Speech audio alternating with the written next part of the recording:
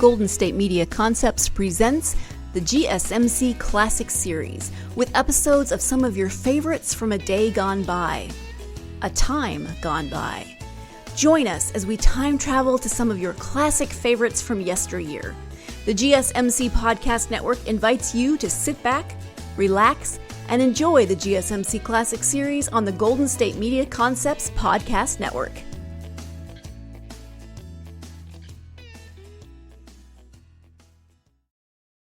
The Adventures of Michael Shayne, Private Detective.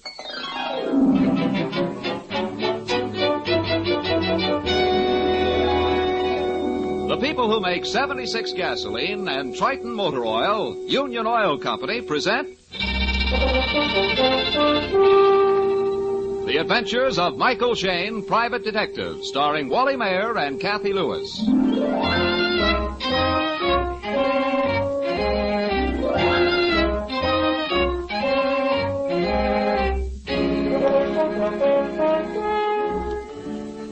Many an exciting case crosses the desk of our detective friend Mike Shayne. Right now, there's something special on that desk. Bending over it are Mike, his assistant Phyllis Knight, and Inspector Faraday. Shh, watch. Mike frowns grimly. Then slowly, carefully, he turns to the next page of Lear magazine. Oh, no. Oh, no. Oh, Mike, where did they get that picture of you? Oh, no. A day from the life of Mike Shayne, San Francisco's sophisticated sleuth. Oh, anything for a story. If they were going to write about me, why didn't they interview me? What are you kicking about is publicity. That super sleuth, that maestro of the clue, that glamour boy of detectives. Yeah. Hey, here's a picture of both of us. Handsome detective inspects scene of society murder. Oh. The willowy damsel on his left is Mike's current heart in... Hey, current... I like that. Oh, sure. It seems Mike is a wizard with the ladies. But read all about it on page 7. I'm packing my bags and heading for the mountains. Spare the suitcase. This may be a client. Oh. Hello? Yes, this is his secretary. I'm sorry, he's busy right now. Who is it? Oh? Oh, yes, yes. When? Who is it? Shh. Tonight. 7:30. Well, I'm sure he'd be delighted to come. Honey, Yes? I'd be delighted to what? What? Shh. Certainly. Certainly, I'll tell him. Thank you very much, Miss Melton. Goodbye. Now, what have you got me into? Your magazine story is paying dividends already, Mr. Shayne. You and I are going to attend one of the exclusive parties of Miss Sherry Melton. Oh, no, not that sob sister. But, of course, she gives such different parties. And her newspaper column, why, she might write you up, too. Yeah, well, I can skip that. Kids, I don't like this setup. I don't like it at all. You can say that again. No, Mike, you don't understand. I'm invited to the same party. You? Huh? Yeah, she called me up. I told her I liked parties, but being inspector of homicide, I never know about my evenings. Then she said I had to come because she was going to recreate a murder. Oh, one of those things. Mike, I'm leery of this sort of stuff. Something always goes wrong. What do you mean? It seems someone always gets hurt. Well, but why is she doing it? What's her reason? What goes? Not what, darling. Who goes? And the answer? We do.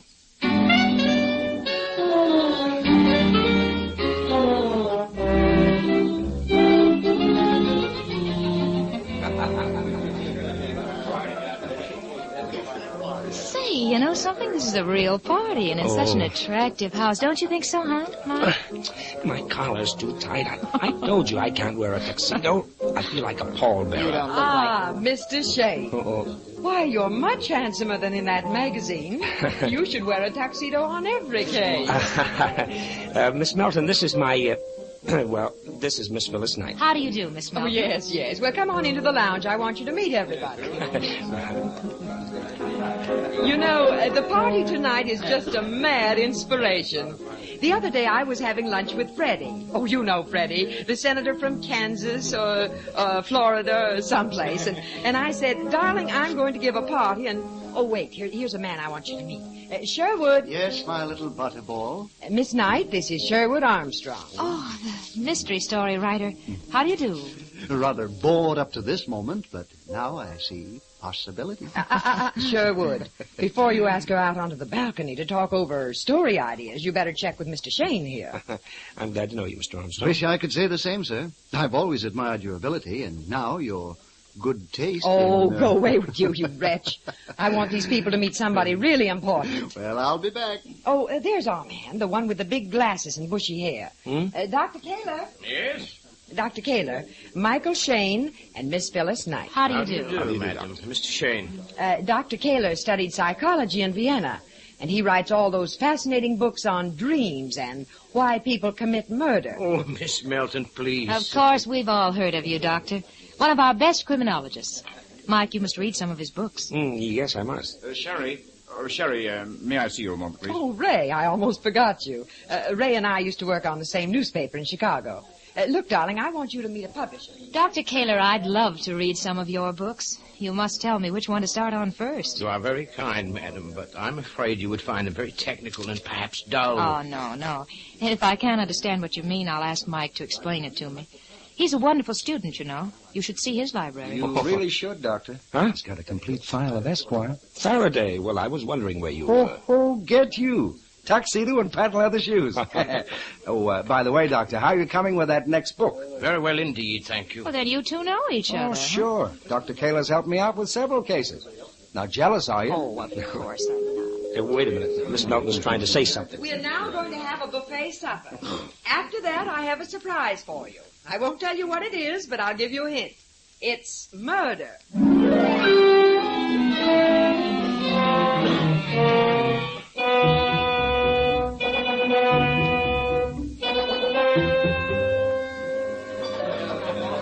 So much to eat. Quiet, everybody. Quiet, please.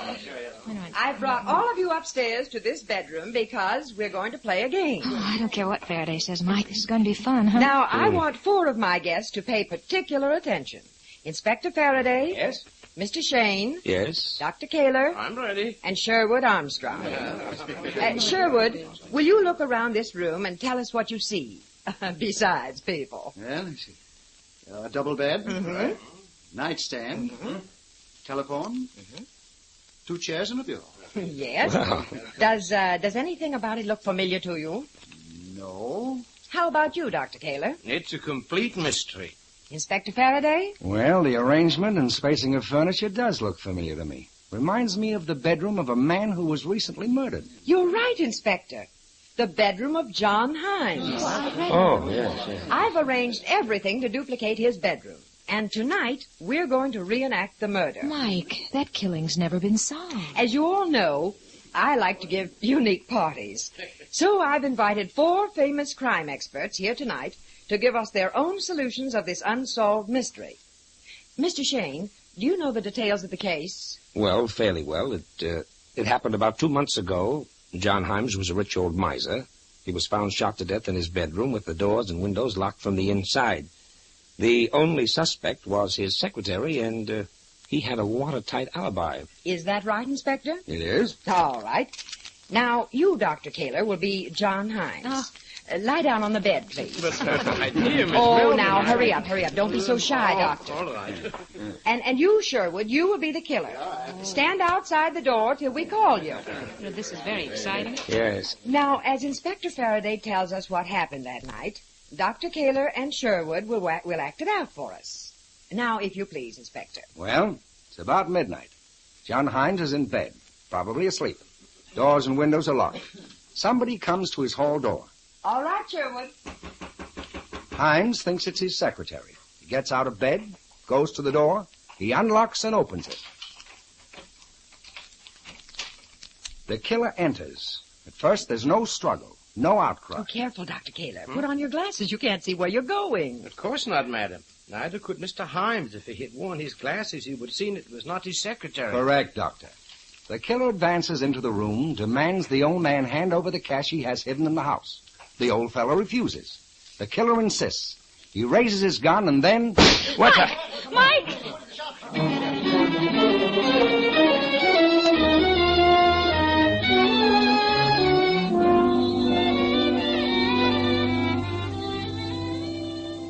We'll return to the adventures of Michael Shayne and Phyllis Knight in just a moment. Simply because your automobile engine is rated at a certain horsepower doesn't mean it's delivering that rate. Worn or burned out spark plugs, for example, can actually cut down the horsepower of your engine even at full throttle. You see, high-compression engines demand complete, instant firing. If any of your spark plugs are worn or improperly adjusted, you get a weak, sputtering fire which fails to ignite all the gasoline. So serious is this loss that engineering tests prove faulty spark plugs can waste 1 tankful of gasoline out of every 10. So, friends, if you're not absolutely certain your spark plugs are firing properly, why not play safe and have your Union Oil Minuteman check them? The performance of each separate plug is accurately measured on a scientific tester, and you can see the results for yourself. If your plugs are dirty, the Minuteman will clean and adjust them to the proper setting. If they're burned or worn out, he can furnish you with a new set. Union Oil spark plug service takes but a few minutes and costs but a few cents, a cost you'll soon save in extra mileage. You'll find Union Oil Minutemen ready to serve you wherever you see the sign of the big orange and blue 76. And remember, next Monday night, Michael Shayne comes to you 1 half hour earlier, 8 o'clock instead of 8:30. An unsolved murder is being reenacted at Sherry Melton's society party. Suddenly, at the very climax of the scene... Mike! Everybody stay where you are. Who fired that shot? Armstrong did. He had the gun. I saw him. Don't be ridiculous, Ray. I was just faking a gun with my pipe. Please, is anyone hurt? Oh, no, only your dignities. 4 famous crime experts, and they don't know a fake gunshot from the real thing. What? You mean it was a phony? Of course. I slapped this yardstick here on the bed pillow. Oh, for heaven's sake. Very amusing. A perfect example of mass psychology and suggestion. Now let's get on with the crime. You've been shot, Dr. Kaler, so stretch out on the floor. Yes, perhaps like this beside the bed. Oh, that's perfect. You make a very convincing corpse, Doctor. And now, Inspector, if you'll just go on. Well, there's nothing more to tell. The killer didn't find the money he was after, so he slipped out of the house again. Perfect crime, eh? Well, if the police couldn't solve it, I can. Oh, at least I will in my next book. That's where a writer has it all over. The police. Oh, we'll solve it, Mr. Armstrong. In fact, just this evening, I got a fresh angle on the case, which I can't tell anyone yet. Wow. That means a neat headline. Sherry Melton's party gives police answer to a puzzling murder. Oh, always the news hawk, Ray. But meanwhile, let's play my game. You 4 masterminds have 30 minutes to solve the mystery. You're each to go to a different room so you can't compare notes. In 30 minutes, we'll vote who has the most exciting solution. And the prize, champagne, of course.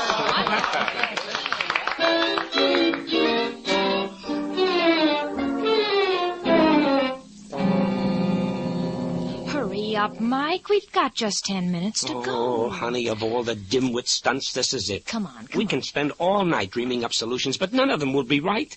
Crimes aren't solved by slapstick. It's just a game. Oh. Think up something really dramatic. I want you to be brilliant tonight, Mike. We've got a famous criminologist and a mystery story writer. Show 'em what we can do. Oh, we? What was that? Huh? Mike, what was that? Sounded like outside. Come on, come on. Mike, it's an accident or something outdoors. Let's go. I'm coming too. Well, it can't be an auto smash-up. There's nothing on the street. Oh, sounded closer to the house. Anyway, maybe here on the grounds. Can I help, gentlemen? I don't know, Doctor. We got to search the garden. I got a flashlight in my car. So have I, Inspector. I'll get it. Okay, let's spread out. Search both sides of the house. Right, I'll take the left wing here. No, Angel, not you. But, Mike, I want to. No, you're not going to prowl around through bushes in the dark. Now, go on, beat it. Oh, all right, you old worrywart.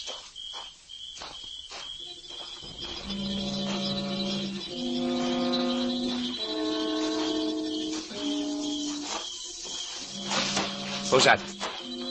Answer me. Who is it? An elk looking for his lodge. Oh, Faraday. Well, did you find anything on your side? Nah, too dark. Ray was supposed to bring me his flashlight. I got tired of waiting. Well, come on, let's go get our own flashlights.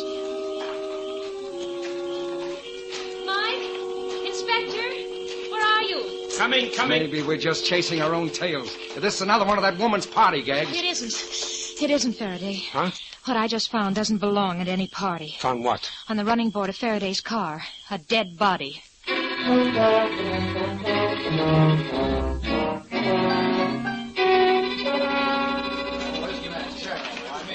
Stand back, everybody. We can't see what we're doing. Looks like he was knocked out first and then strangled with his own tie. Oh, but who would want to kill Ray, and why? And what was he doing on my running board? He said he was going to get the flashlight from his car. Well, that's fairly simple, Inspector. Miss Melton says that's his sedan right behind yours. Looks like a riddle. But it's the same make, model, and year. Sure, he thought he was getting into his own car. Did any of you people see anybody come near this car? Not me. Only this night. We were all looking for the cause of that crash. Oh, I forgot. I found the cause. Huh? Here's what's left of it. Looks like a table lamp. An expensive one, too. It was at the end of the hall upstairs. Somebody must have thrown it out the window. The cook found it in a flower box. That's it. Smashed on purpose to get us outdoors. But why? I'm the only person Ray knew in town. I invited him here to the party so he wouldn't be lonely. I invited him to his death. No one saw the killer. No one has a motive. Where do we go from here? First off to the telephone. I got to call headquarters. Just a minute, Inspector. Phil, stay here and see that nobody touches the body. All right, Mike. Now, Faraday, what is it you know about the murder of John Himes? What is it the killer's afraid of? Huh? I don't get you, Mike. Did you take a good look at Ray Rogers' body just now? Of course. No, you didn't. Not a good look. Ray Rogers was just about your height. He had the same stooped shoulders, same gray hair. Holy jumping. And he was getting into my car. Exactly. Somebody made a mistake, Inspector. Somebody wants to kill you.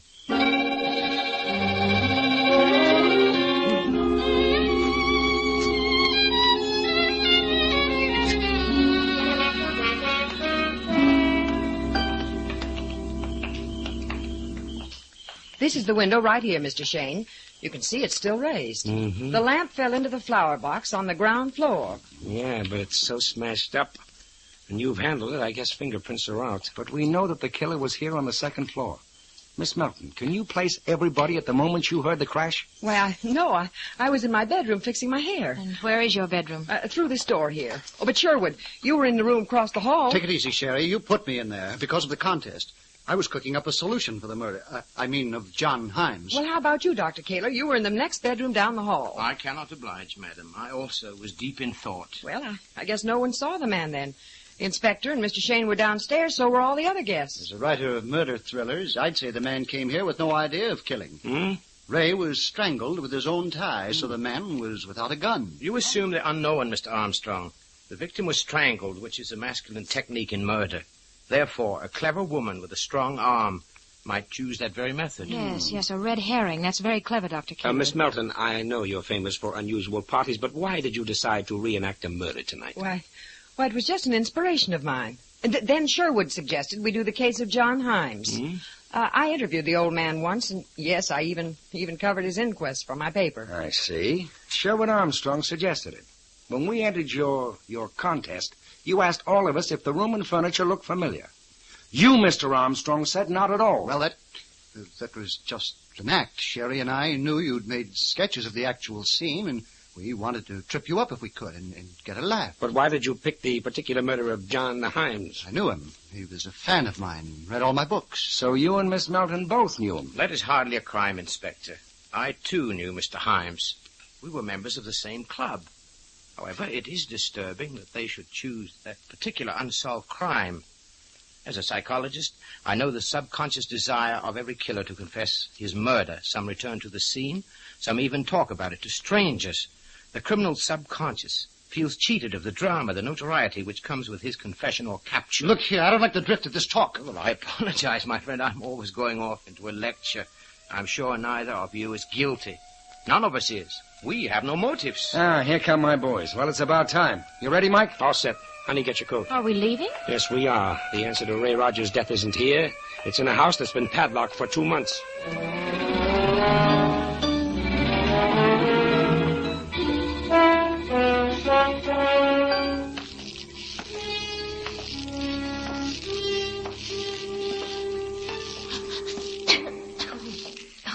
Place is dusty. Did you expect John Himes' ghost to meet us with a vacuum cleaner?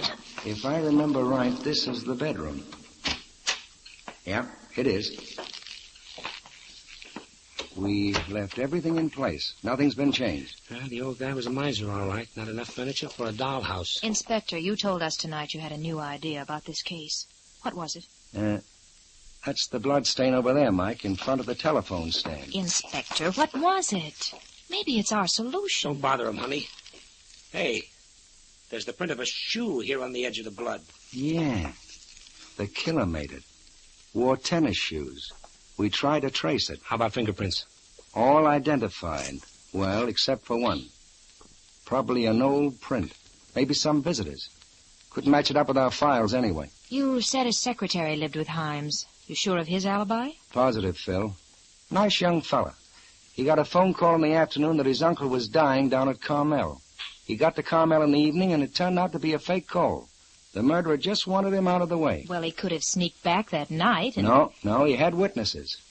In fact, he telephoned long distance about midnight to tell Himes he'd be back in the morning. Yeah, I remember it now. The operator said somebody answered the phone but didn't say a word. Just hung up. Yeah. We figured the murderer picked up the receiver to hear who was calling. He cleaned the receiver afterwards and put it back. That's when he stepped in the blood. It doesn't add up, though, Inspector. There's only one shoe print. Now, he couldn't possibly stand here and reach over to the phone on that table. It's too far. Well, does it matter? Wait a minute. Let me try something. If I put one foot on the blood stain here and then my knee on this chair, I can... Yeah. Now I can reach it. Say, come to think of it, that's where we found the stray fingerprints. Right where you got your hands right now, on the back of that chair. Okay, now we're clipping coupons. That fingerprint belongs to the killer of John Himes and Ray Rogers. All right, but whose print is it? The inspector doesn't know. Well, we'd better know, and in a hurry. The murderer tried to get Faraday once tonight. He'll try again, and the next time, who knows?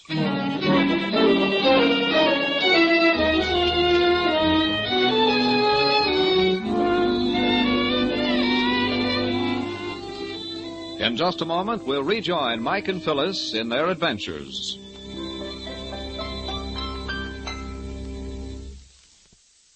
A few minutes ago, we mentioned some of the advantages of Union Oil's spark plug service. Now, as a featured part of this service, the Minutemen will also inspect your ignition cables. These are the small, thin wires which deliver electricity to the spark plugs. Naturally, if any of them are defective, even brand new spark plugs won't receive enough juice for proper firing. In other words, a faulty ignition cable will leak electricity. So for a complete, accurate check on your car's firepower, have the Minutemen service your spark plugs and ignition cables. You'll notice the increased power and snap in your engine as soon as you drive away. You'll find Union Oil Minutemen ready to serve you wherever you see the sign of the big orange and blue 76. It is midnight. Mike, Phyllis, and Inspector Faraday are at headquarters. Mike and Phyllis are bent over a desk studying a police file. No luck, kids. Huh?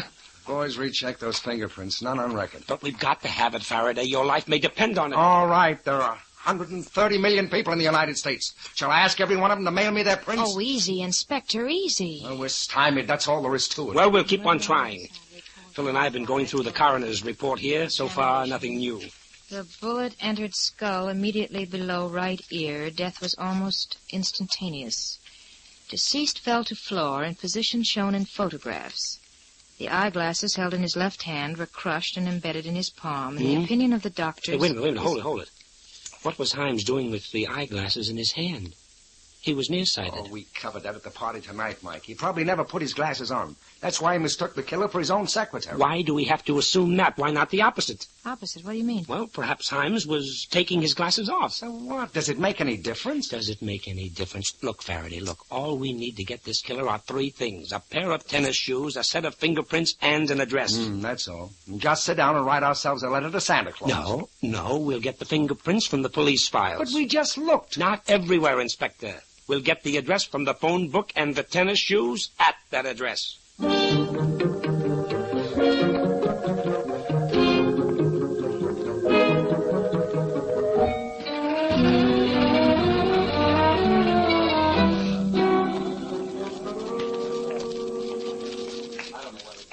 the party doesn't sound quite as lively as it did a few hours ago. Mike, That paper sack, everybody will know their shoes. Carry it like a bottle of champagne. Quiet. Here comes our hostess. Well, at last. We thought you'd never get back. My guests want to go home. Oh, they can shortly. Where are they? In the bar, most of them. Sheer escapism, gentlemen. Personally, I prefer this book of poetry. Shakespeare's sonnets. How nice. What's wrong with a copy of Sherwood Armstrong? Any luck, boys? Well, I think so. How about it, Inspector? Dr. Kaler, you're an expert on fingerprints. I have in these cards 2 sets of fingerprints. Will you examine them and tell us if they're identical? Certainly. This whorl here and the lines. They're identical. Do you recognize them? No. Mr. Armstrong, do you recognize them? No, I don't. And Miss Melton? Why, no. But I'm not an expert. May I ask where you got these prints? From the back of a chair in the bedroom of John Himes. Oh. The second card is from the file of honorary members of the police force. Oh, I mean, isn't that strange? You were about to say, Miss Melton, that you, too, have been an honorary policeman for the past 3 years? Yes. Oh, but surely you don't think that I never did like the idea of your parlor entertainment, Miss Melton. When I came here tonight, I expected that something might go wrong. Or at least that the murder of John Himes might be present. Now, just a minute, Inspector. I think you're going... I told you people I had a new angle on the murder. Actually, I didn't know a thing. It's an old trick making the murderer think you have the answer. He'll stampede and give himself away. Which is exactly what happened. The killer tried to remove the inspector, but he made a mistake out there in the dark. He got the wrong man. Now, I have here in this paper bag a pair of tennis shoes worn by the murderer. May I ask you, gentlemen, what size shoes you wear? A number 9. Also a 9. I see. But the night you killed John Himes, you wore an 8.5, Dr. Kaler. The night I... Sir, this is a joke. Is anyone laughing? The sole of this left shoe shows traces of blood. The blood of John Himes, the blood you stepped in when you answered the phone in that bedroom. But no, they are not my shoes. I do not play tennis. You bought them because they were noiseless, Doctor. We found them in the closet in your room at your club. And the fingerprints are from your honorary police card. You convicted yourself, Doctor. When you reenacted the crime, you pointed out to us that Himes mistook the visitor for his own secretary because he hadn't put on his glasses. The crime was so vivid in your memory that you unconsciously repeated it to the last detail. Your own subconscious was what trapped you, Doctor.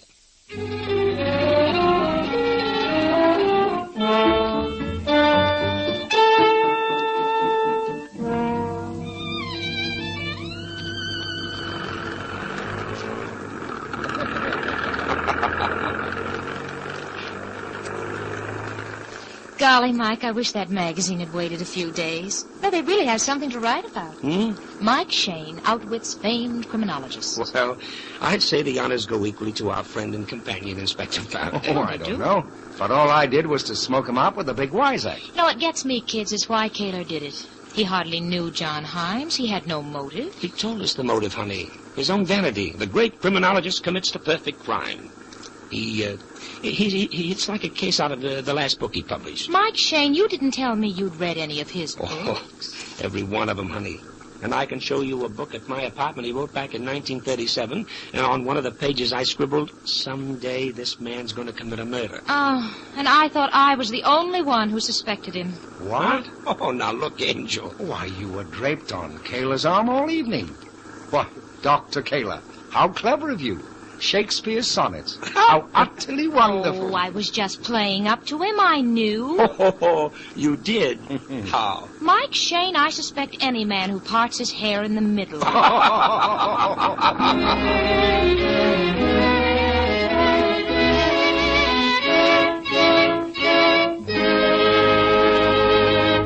This is Mike Shayne again. And this is Phyllis. Both reminding you that next Monday evening we'll be on the air 1/2 hour earlier.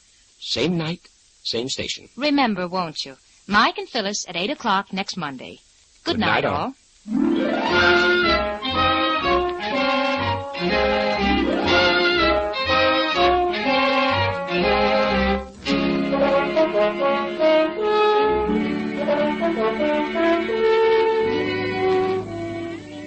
Tune in again next week at 8 o'clock for another adventure with Michael Shayne, Private Detective, starring Wally Maher and Kathy Lewis, with Joe Forte as Inspector Faraday. Tonight's story was written by Richard DeGraff and based on the character created by Brett Halliday. Music was composed and directed by Bernard Katz. This is John Lang saying goodnight for the people who make 76 gasoline and Triton Motor Oil. Union Oil Company.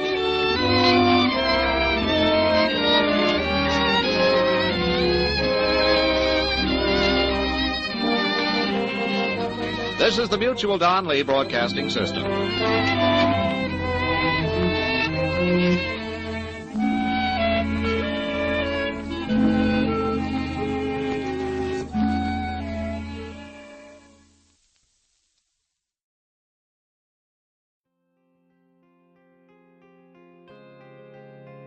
You've been listening to the GSMC Classics series, part of the Golden State Media Concepts Podcast Network. Follow us at www.gsmcpodcast.com and find all of our timeless programming by typing GSMC Classics into any podcast app, including Apple Podcasts, Google Podcasts, SoundCloud, Stitcher, and more. Remember to subscribe to the GSMC Classics series podcasts of your choice to stay up to date on new episodes. And if you could take a minute to give us a nice review, that really helps us to get this ageless programming out to others who would enjoy it just as much as you have. Check out all of our GSMC Classics series podcasts. Whether you're in the mood for comedy, romance, adventure, history, science fiction, horror, or anything in between, the GSMC Classics series has you covered. Thank you, and we hope you have enjoyed today's program on the Golden State Media Concepts Podcast Network.